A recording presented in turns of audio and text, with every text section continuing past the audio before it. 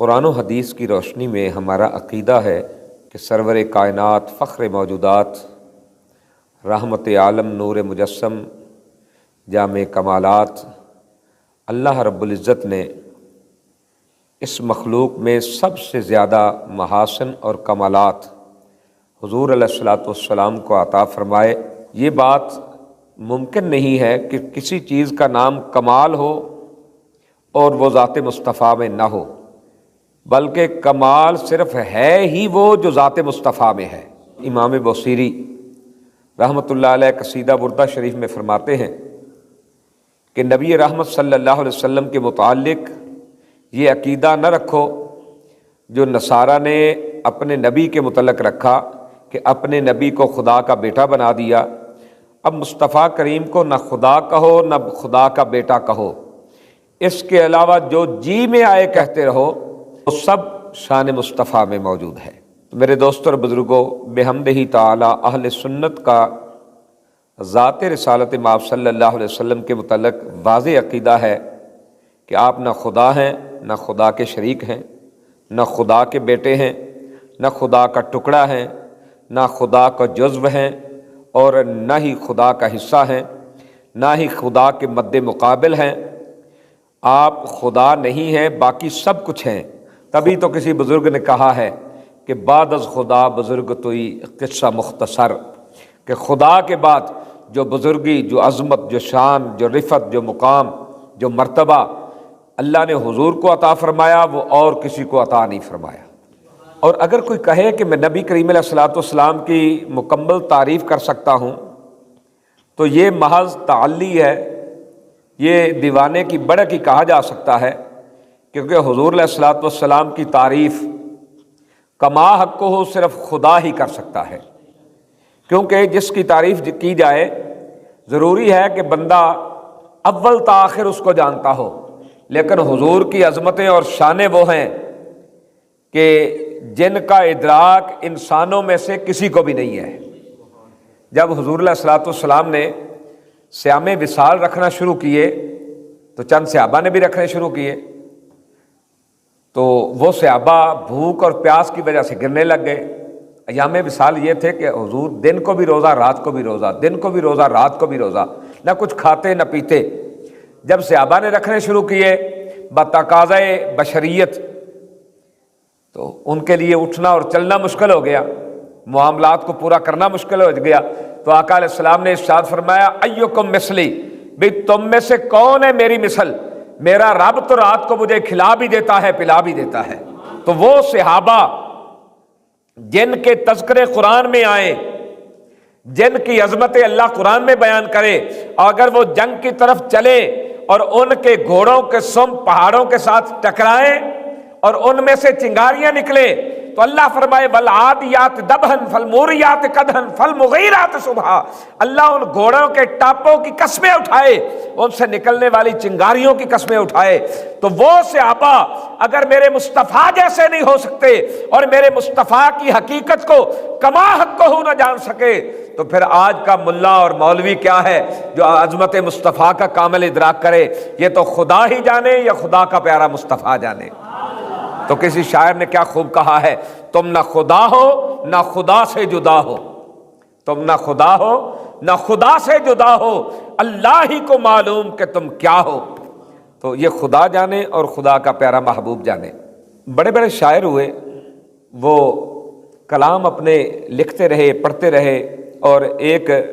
غالب شاعر کا نام ہے، تو اس نے بڑے بڑے کلام کہے، اس کو ملک الشعراء بھی کہا جاتا ہے، شاعروں کا بادشاہ، شاعروں کا سلطان۔ تو اس سے کسی نے کہا کہ تو سخن کا امام ہے، کلام کا بادشاہ ہے، تو نے محبوبوں کی تعریف کی ہے، حسینوں کی تعریف کی ہے، محجبینوں کی تعریف کی ہے، ناز نینوں کی تعریف کی ہے، بادشاہوں کی تعریف کی ہے، کج کلاہوں کی تعریف کی ہے۔ تو کسی عاشق نے کہا کہ اے غالب، تعریف مصطفیٰ صلی اللہ علیہ وسلم بھی کرو، حضور کی شان اقدس میں کچھ کہو، تم ملک الشعراء ہو۔ تو غالب کہنے لگا کہ محبوبوں، محجبینوں، حسینوں اور بادشاہوں کی تعریفیں اس لیے کرتا ہوں کیونکہ مجھے ان کے حدود اربع کا پتہ ہے کہ ان کی شان کہاں سے شروع ہوتی ہے اور کہاں جا کے ان کی بس ہو جاتی ہے، کہاں جا کے ان کی بس ہو جاتی ہے۔ کہا میں ان کو جانتا ہوں اس لیے ان کی تعریفیں کرتا ہوں، اور جب باری آئی شان مصطفیٰ کی، عظمت مصطفیٰ کی، تو وہ کہنے لگا کہ غالب ثنائے خواجہ با یزداں گزاشتین کا آن ذات پاک مرتبہ دان محمد است، کہنے لگا کہ مجھ جیسے گناہگار کی کیا حیثیت ہے کہ وہ حضور کی تعریف کر سکے۔ حضور کی عظمت و شان تو وہ ہے کہ جس کی تعریفیں خود خدا کر رہا ہے۔ تو جو ناداں یہ کہتے ہیں کہ تم شان مصطفیٰ صلی اللہ علیہ وسلم میں مبالغہ اور تعلی کرتے ہو، تو ان سے کہہ دیا کرو کہ مبالغہ تو ہم تب کریں جب حضور علیہ الصلوۃ والسلام کے مقام کی ایک حد ہو، کیونکہ مبالغہ کسی چیز کو بڑھا کے کرنا تو تب ہوتا ہے کہ کوئی کہے کہ مصطفیٰ کی شان یہاں تک ہے، اور اگر اس سے آگے بات کرو گے تو پھر جو ہے آپ مبالغہ کر رہے ہو۔ تو بھائی خدا نہیں کہنا، خدا کا بیٹا نہیں کہنا، اس کے علاوہ جو کچھ بھی کہتے رہو وہ شان مصطفیٰ ہے، وہ شان مصطفیٰ ہے۔ تو جب کسی کو ادراک ہی نہیں ہے کہ حضور کا مقام کیا ہے اور کہاں تک ہے، تو پھر مبالغہ کیسے ہو سکتا ہے؟ میرے نبی کے مقام اور حد کا تو جبریل کو بھی پتہ نہ چلا، کن کو؟ جبریل امی، ان کو بھی پتہ نہ چلا۔ یہ کملی والے ہی ہیں کہ جہاں جبریل امی کہیں کہ آقا اگر ایک ذرہ بھی اس سے آگے جاؤں تو اللہ کے انوار و تجلیات سے میرے پر جل جائیں، وہاں نہ براق ہے، نہ رفرف ہے، نہ جبریل ہے، کوئی بھی نہیں ہے، لیکن میرے مصطفیٰ کریم وہاں بھی جا رہے ہیں جہاں جبریل کے بھی پر جلتے ہیں۔ تو پھر کون اندازہ کر سکتا ہے ان کے علو مرتبت کا، ان کی عظمتوں اور شانوں کا؟ تو اس لیے نبی نے زمان و مکان کی حدیں توڑ دی، تم اس کی تعریف کے لیے حدیں مقرر کرو، یہ ایسا ممکن نہیں ہے، کیونکہ اللہ رب العزت نے تمام حدود و قیود کو میرے مصطفیٰ کی نبوت میں پابند کر دیا ہے۔ پہلے جتنے نبی آئے، جتنے رسول آئے، کوئی نبی کسی علاقے کے لیے آیا، کوئی کسی بستی کے لیے آیا، کوئی کسی شہر کے لیے آیا، کوئی کسی ملک کے لیے آیا، یہاں سے لے کر یہاں تک ایک نبی کی عہد ختم ہو گئی، یہاں سے یہاں تک ایک نبی کی، ایک رسول کی عہد ختم ہو گئی۔ لیکن جب مصطفیٰ کی باری آئی تو فرمایا پیارے محبوب جہاں تک خدا کی خدائی ہے وہاں تک میرے مصطفیٰ کی مصطفائی ہے۔ اب مصطفیٰ کی نبوت اور رسالت کی کوئی حد، کوئی حد، سب حدود و قیود میرے مصطفیٰ کی نبوت میں ہیں۔ اللہ رب العزت نے خود ہی ان کی تعریف میں فرمایا وما ارسلناک الا رحمۃ للعالمین، اور کہیں فرمایا ورفعنا لک ذکرک، اے عظمتوں والے محبوب آپ کے ذکر کو ہم نے آپ کی خاطر بلند کر دیا ہے، اور فرمایا وللآخرۃ خیر لک من الاولی، حبیب پیارے آپ کی ہر آنے والی گھڑی پہلی گھڑی سے بہتر ہوگی۔ اس پر توجہ دیجئے، آپ نے حضور کی تعریف شروع کی، آپ نے سمجھا کہ یہاں سارے علوم کی بس ہو گئی ہے اور میرا علم ان علوم سے آگے ہے، تو میں حضور کی تعریف کر رہا ہوں۔ تو جس گھڑی آپ تعریف کر رہے ہوتے ہیں تو اللہ کا وعدہ ہے وَلَلْآخِرَةُ خَيْرٌ لَكَ مِنَ الْأُولَىٰ، ہر آنے والی گھڑی پہلی گھڑی سے بہتر ہے۔ جب حضور کی تعریف آپ علم اور عروج کے بلندیوں پہ جا کے کر رہے ہوتے ہیں تو اسی وقت اللہ حضور کی شان کو اور بڑھا دیتا ہے، اور بڑھا دیتا ہے۔ حضور کی تعریف کرنے سے بزرگ فرماتے ہیں مقام بھی ملتا ہے، انعام بھی ملتا ہے، مقام بھی ملتا ہے اور انعام بھی ملتا ہے، عزت بھی ملتی ہے، عظمت بھی ملتی ہے، شوکت بھی ملتی ہے، رفعت بھی ملتی ہے، وجاہت بھی ملتی ہے، سطوت بھی ملتی ہے، اور درجات بھی ملتے ہیں، اور کمالات بھی اللہ عطا فرماتا ہے۔ جو حضور کے دامن کرم سے وابستہ ہو گیا اور پھر جتنے بھی دکھ آئے، جتنی تکلیفیں آئیں، سب کو برداشت کرتا رہا، اور جب بھی کوئی دکھ آتا وہ ایک ہی بات کرتا کہ انہیں جانا، انہیں مانا، نہ رکھا غیر سے کام، للہ الحمد کہ میں دنیا سے مسلمان گیا۔ اگر ہم قبلہ امیر المجاہدین کا چہرہ دیکھتے ہیں نا تو ایسے ہے جیسے چاند چمک رہا ہوتا ہے ایسے کہ نہیں؟ اور آقا علیہ السلام نے ارشاد فرمایا کہ میری امت کے اولیاء کی نشانی ہے وجوہہم علی صورت القمر فی لیلۃ البدر، ان کے چہرے یوں چمکتے ہوں گے جیسے 14ویں رات کا چاند چمکتا ہے۔ تو بابا جی سے کسی نے پوچھا کہ آپ بڑے ہنسی ہیں، کیا استعمال کرتے ہیں؟ فرمایا جو چاہتا ہے میں ہنسی ہو جاؤں وہ اللہ کے قرآن کی تلاوت کیا کرے، وہ اللہ کے قرآن کی اور جو چاہتا ہے میں ہنسی ہو جاؤں وہ ذات مصطفیٰ سے محبت کرے تو فرمایا اللہ اس کو حسن عطا کر دے گا۔ بلکہ بڑے بڑے سونے آئے، بڑے بڑے حسین آئے، حسینہ جمیلہ دا منہ موڑ دیتا، محمد بنا کے قلم توڑ دیتا، محمد بنا کے قلم توڑ دیتا۔ اور یہ ان کی بات ہے جنہوں نے حضور کو دیکھا ہے۔ اور پھر سنیں اللہ قرآن کریم میں ارشاد فرماتا ہے والضحیٰ واللیل اذا سجا، محبوب پیارے آپ کے والضحیٰ کے چہرے کی قسم ہے، واللیل اذا سجا، محبوب آپ کی کنڈل والی زلفوں کی قسم ہے جب تو کنگا کرے، جب تو کنگا کرے۔ جو خالق کائنات ہے وہ محبوب کی تعریفیں کر رہا ہے۔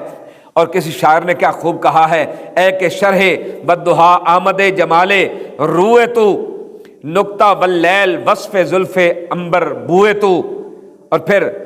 صحابہ کرام سے پوچھے تو حضرت حسان بن ثابت جو درباری شاعر ہیں آپ فرماتے ہیں وَأَحْسَنُ مِنْكَ لَمْ تَرَ قَطُّ عَيْنِي وَأَجْمَلُ مِنْكَ لَمْ تَلِدِ النِّسَاءُ، کہ آقا